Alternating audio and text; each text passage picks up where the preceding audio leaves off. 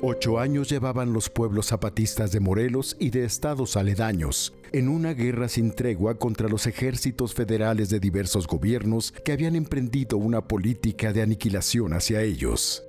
A Emiliano Zapata le urgía encontrar una solución para dar alivio a su población y seguir resistiendo contra las fuerzas constitucionalistas con el anhelo de poder materializar los principios de justicia social y reparto agrario del Plan de Ayala.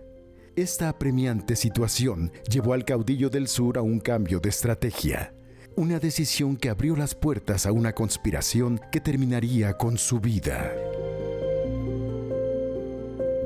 Lo que sucedió en Chinameca el 10 de abril de 1919 no fue resultado de una decisión de momento de Zapata, o quizás de una decisión ingenua de parte de Zapata, sino que es resultado de una conspiración y de una preparación que viene desde la dirección de Pablo González, que lo designan en la campaña, Carranza lo designa para combatir a los zapatistas a partir de 1916.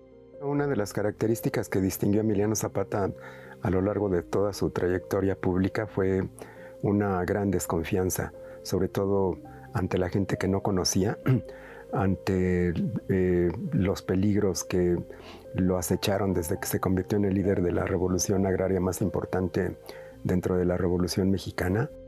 Era un hombre desconfiado en serio, era un tipo que, cuando menos desde 1911, cuando en la misma hacienda de Chinameca, donde lo matan en 19, tuvo un atentado y que a caballo persigue al que quiso matarlo por las escaleras y por los cañaverales. A partir de entonces Zapata desconfió, y es cuando utilizaba a un doble. Cuando iban los periodistas de México, iba un doble primero a ver de qué se trataba, ya después Zapata hablaba.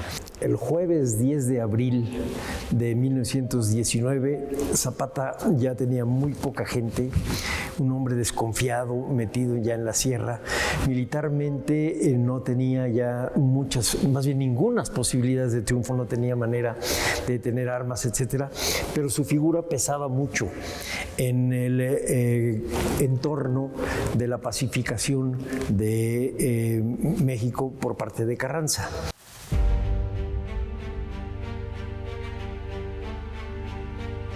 Para 1919 encontramos en una situación de carestía, de desabasto, de agotamiento. Creo que es muy importante también imaginar las condiciones en las que vivían los campesinos, labradores, carboneros, pequeños propietarios, arrendatarios, hombres, mujeres, niños, niñas, que en los momentos de ocupación tenían que irse al monte a resguardarse, en momentos no tenían que comer, terminaban comiendo hierbas, ¿no? Y eran momentos realmente críticos.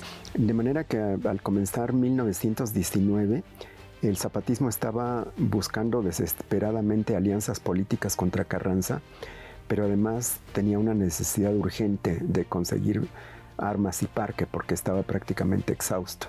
El ala radical del zapatismo, en estas condiciones de crisis política que había en 1918, perdió fuerza.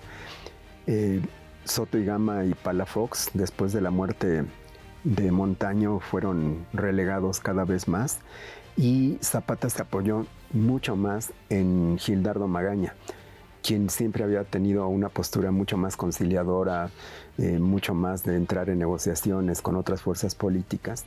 Después hay un viraje más hacia posiciones más moderadas, con Gildardo Magaña, con figuras, digamos, que lo que buscan es estrechar lazos o buscar posibles aliados, ¿no? Y acercarse con el carrancismo, con Pablo González. Entonces, este escenario creo que es muy importante de tomarlo en cuenta para que Zapata se acerque a personajes que ve con posibilidad de romper con el carrancismo, con González, y sumarse a las fuerzas zapatistas. Y aquí es en donde aparece Jesús Guajardo. El movimiento del general Zapata es sabido de que fue también muy fructífero en el espionaje, en los espionajes.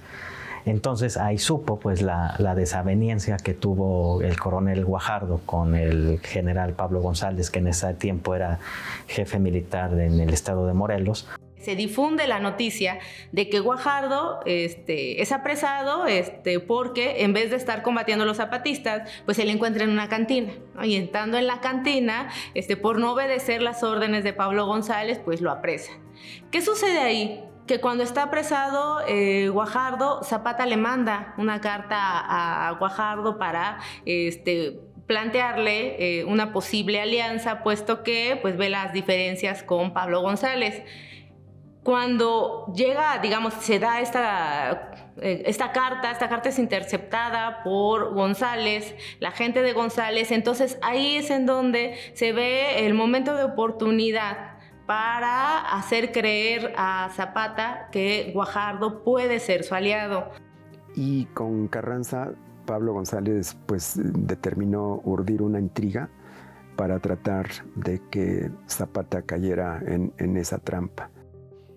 Con el consentimiento de Carranza, Pablo González regresó a Morelos, fue a hablar a la cárcel con Guajardo.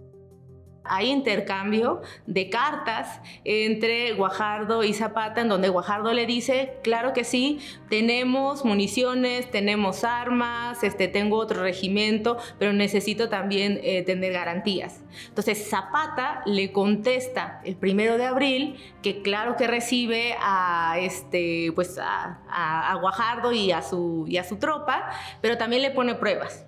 Y dentro de estas pruebas, porque Zapata era desconfiado, Zapata, era una persona recelosa y tenía mucho cuidado cuando tomaba sus decisiones.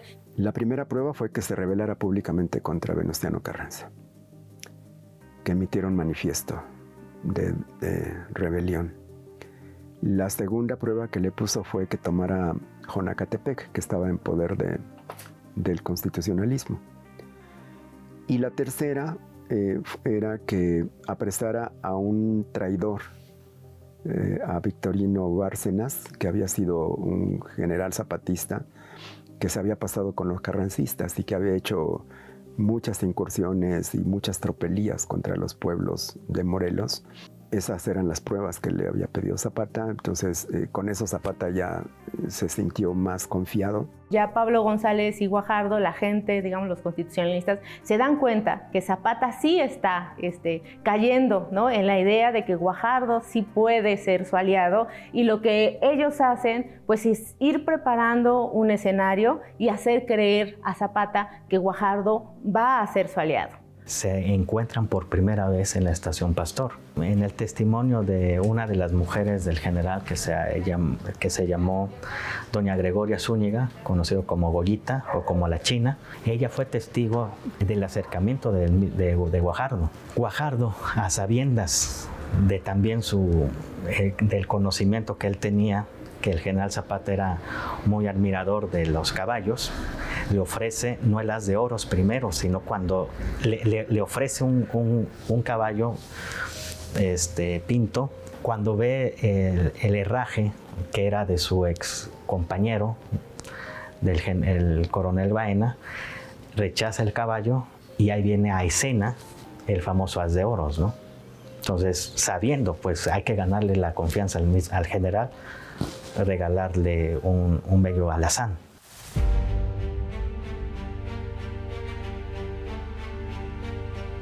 Ya es el 9 de abril, Zapata invita a Guajardo a que se vaya a cenar al campamento, que estaba ahí cercano al campamento de Zapata.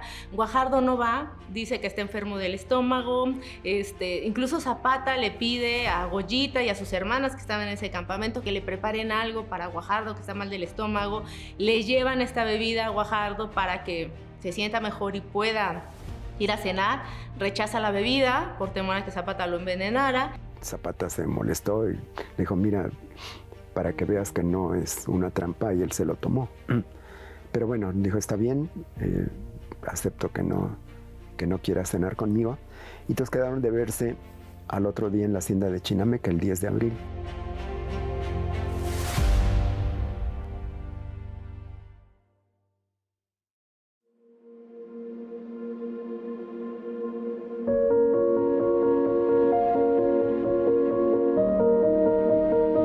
Mientras Zapata pasaba lo que sería su última noche de vida con Goyita, con quien tenía una hija, así como con sus hermanas, Guajardo se adelantaba para llegar a Chinameca a preparar la trampa para matar al caudillo del sur. Zapata se regresó con Goyita, pasó su última noche con ella, con su niña de 7 años. Zapata está en este campamento hasta pasadas las 12 de la noche, jugando con su hija María Luisa, platicando con sus hermanas, con Goyita, y al ver la inquietud de ellas, pues lo que sucede es que las trata de calmar, les dice que no tengan inquietud, que él iba a ir a Chinameca, que era muy importante para planear los siguientes combates, que era pues para la guerra, ¿no? Y Zapata se fue a Chinameca. Llegó muy temprano en la madrugada, seguía desconfiando, se quedó con la guardia que lo acompañaba en la Piedra Encimada, que es una pequeña loma que está enfrente de la entrada de la hacienda de Chinameca. Estuvo dando varias vueltas desde la mañana, no se decidía a bajar, pensaba que podía ser una trampa.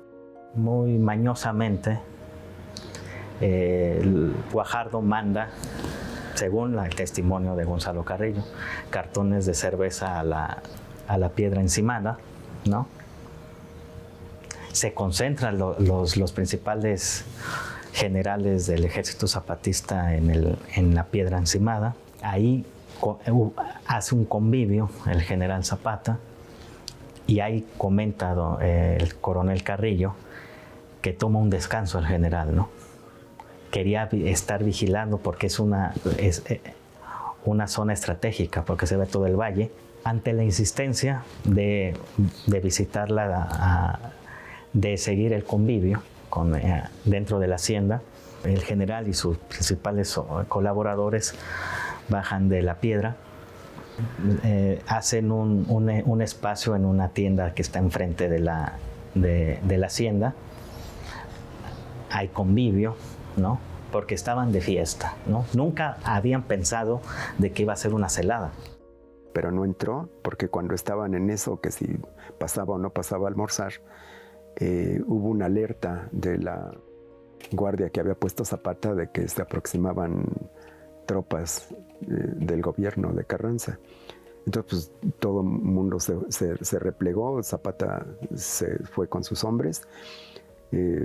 Pocos minutos después se dieron cuenta de que no pasaba nada, que era una falsa alarma. Regresó a la hacienda. Estando en la tienda de enfrente del portón principal, llega un centinela carrancista diciendo el coronel lo espera para convivir en la casa grande. Zapata creyó, ¿no? Sí creyó en que efectivamente pues iba a tener más parque, ¿no? Y que en Chinameca se iba a poder hacer la entrega de estas municiones. En la casa grande ya estaban en los preparativos. Eso le externan al general. Entonces, de inmediatamente después, dice, vamos a continuar con el coronel Guajardo.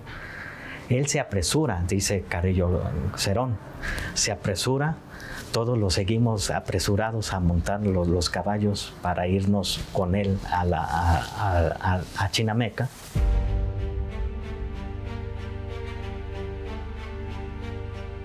En cuanto atravesó el portal de la hacienda, le hicieron, según esto, unos honores militares.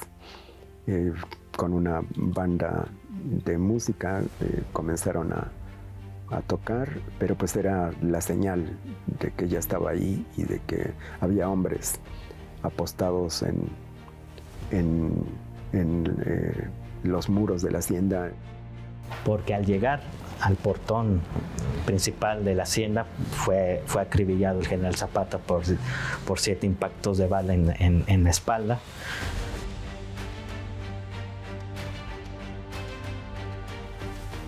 Inmediatamente cae sin vida. El caballo haz de oro sale desembocado de la hacienda y el único sobreviviente de la emboscada fue el general Jesús Chávez Carrera. Ahí se repliega todos los zapatistas, se van por la tarde al campamento de los Sauces, ubicado en Tepalcingo, y ahí surge el primer telegrama de los zapatistas sobre el acontecimiento de la muerte de Zapata. Ahí surge el telegrama firmado por Salvador Reyes Avilés, manifestando pues la trama que hizo días antes el coronel Guajardo y que lo culminó el día 10 de abril, ¿no? El cuerpo de Zapata fue llevado a lomos de caballo a Cuautla esa misma tarde. Pablo González estaba esperándolo. Exhiben su cuerpo en los bajos del Palacio Municipal, en donde era la comandancia de policía. Cuando llegó el cadáver, inmediatamente le tomaron fotografías, que son las que todos conocemos, todas y todos conocemos, porque querían tener la prueba fehaciente de que... Porque muchas veces habían matado a Zapata y muchas veces habían matado a Villa en la prensa y no era cierto, ¿no? Entonces era la primera prueba real de que Zapata había caído. Aparece en la prensa que había sido en una gran batalla y muy pocos días después se sabe que fue a través de una trampa.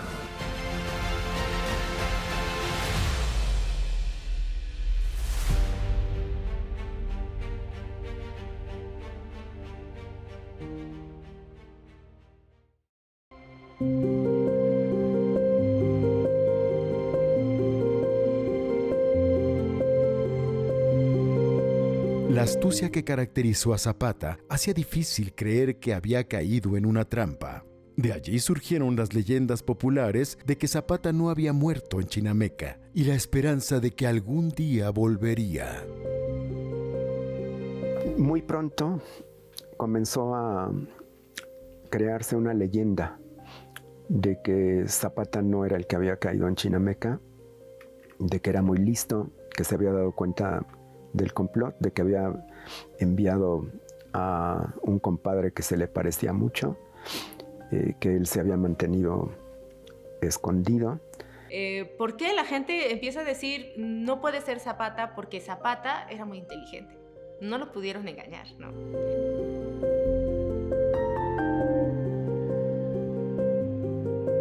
Y hay testimonios en donde soldados carrancistas, a la gente que decía que no era Zapata, la agarraban a golpes y a culatazos, ¿no? De que aceptaran que era Emiliano Zapata.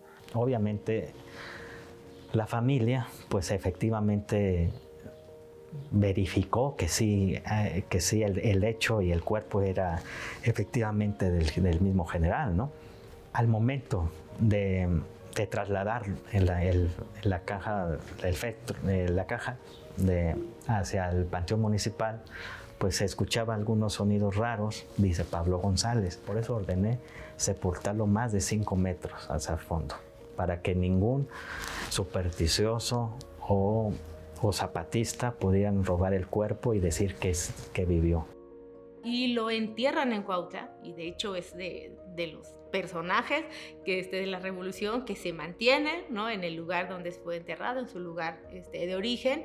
A partir de esos testimonios de que la gente se negaba a creer, a aceptar, surgió una leyenda, y una leyenda que tuvo unas variaciones como todos los mitos populares fantásticas, ¿no? Porque sí, decían que Zapata cabalgaba en las noches en un caballo blanco en los alrededores. Otra variación de la leyenda decía que se había ido al Teposteco y que ahí se había juntado con otra mujer y había rehecho su vida. Las historias que corren también es que se fue para Guerrero, a las montañas de Guerrero, o que está en las cuevas de Morelos escondido. Incluso, bueno, estas historias de que se fue a Arabia. Pues no pueden aceptar que ya no existe, porque sobre todo pues, lo que hacían era esperar su regreso.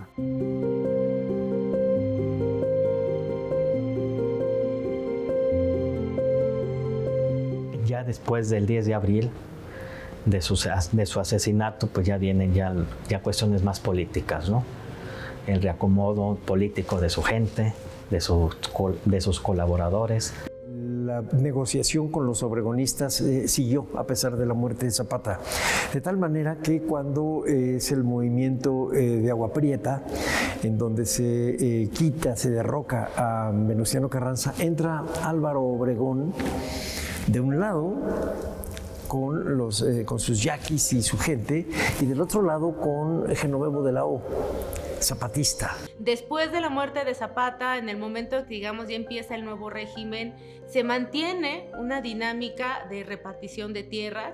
Después viene un periodo de Obregón, de alianza con el zapatismo, en donde se mantienen ciertas reformas agrarias, pero aquí, ojo, creo que es importante distinguir que lo que se toma ya más que nada es la ley agraria de 1915, del 6 de enero, que fue una de, digamos, o más bien la legislación más importante del constitucionalismo. Es decir, en 1920 ya el zapatismo estaba empezando a ser escuchado como una fuerza de reivindicación social. Pero es hasta el 10 de abril de 1922 cuando Álvaro Obregón hace un homenaje y cambia los adjetivos políticos que se habían usado sobre todo de 1916 al 19 en contra de Zapata, los cambia. Hay una cooptación del discurso agrarista, hay una utilización del régimen con fines de pues, legitimarse, ¿no? Y de tener a ciertos sectores campesinos dentro de su margen de poder y de control. También creo que es resultado de este famoso corporativismo, clientelismo, ya del régimen posrevolucionario. Todo lo que conocemos de Zapata durante todo el siglo XX es una imagen distorsionada, domesticada, a favor de un régimen. El 1 de enero de 1923, el Universal saca una nota muy larga sobre la muerte de Zapata y sobre la importancia y el peso político de Zapata. Y a partir de entonces, sí, la figura de Zapata se vuelve heroica. Ese momento él entra al panteón heroico del México revolucionario.